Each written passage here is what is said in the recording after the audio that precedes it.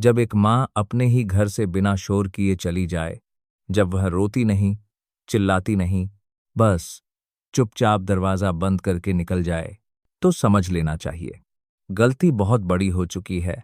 आज की कहानी कानपुर की एक सच्ची घटना से प्रेरित है, जो हर बेटे और बहू को आईना दिखा देगी। कहानी की शुरुआत कानपुर के शास्त्री नगर इलाके में मकान नंबर 18 था। एक साधारण सा 2 मंजिला घर, लेकिन उस घर की हर ईंट में एक औरत की मेहनत, त्याग और आंसू बसे थे। उस औरत का नाम था शोभा मिश्रा। पति की मौत के बाद उन्होंने अकेले ही बेटे अमित को पाला।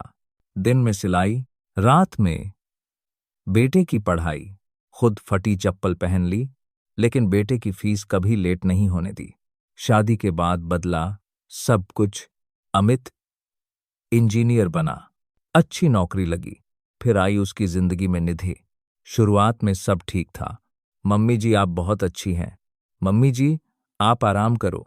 लेकिन कुछ महीनों बाद शब्द बदलने लगे। म्यूजिक हल्का तनाव वाला। मम्मी जी आप हर बात में क्यों बोलती हैं? मम्मी जी ये पुरानी आदतें छोड़ दीजिए। मम्मी जी खर्च बहुत बढ़ गया है। शोभा चुप रहीं, क्योंकि मां थी। टकराव, एक दिन बिजली का बिल ज्यादा आ गया। अमित छिड़ गया। मां दिन भर पंखा क्यों चलाती रहती हो? शोभा ने मुस्कुराकर कहा, बुढ़ापे में गर्मी ज्यादा लगती है बेटा। निधि ताना मारकर बोली, पर बिल तो हम भरते हैं ना। उस दिन पहली बार शोभा को एहसास हुआ, यह अब उनका घर नहीं रहा। वह रात बरसात की रात थी। घड़ी में 11 बज रहे थे। अमित मां के कमरे में आया। भारी सन्नाटा। मां कुछ दिन के लिए आप मौसी के यहां चली जाओ। शोभा ने कुछ नहीं कहा, बस बेटे का चेहरा देखा और समझ गईं, अब यहां उनके लिए जगह नहीं बची। मां का जाना। अगली सुबह शोभा एक छोटा सा बैग लेकर निकल गईं। न रोईं, न किसी को बताया, सीधा पहुंची सरकारी वृद्धाश्रम। वहां उन्होंने पहली बार सुकून की सांस ली। एक दिन अमित के नाम सरकारी नोटिस आया, सीनियर सिटीजन ट्राइब्यूनल से। कारण मानसिक उत्पीड़न और माता को घर से निकालना। अमित के हाथ कांपने लगे। उसे पता चला घर अब भी मां के नाम था और मां ने कानूनी कार्रवाई शुरू कर दी थी।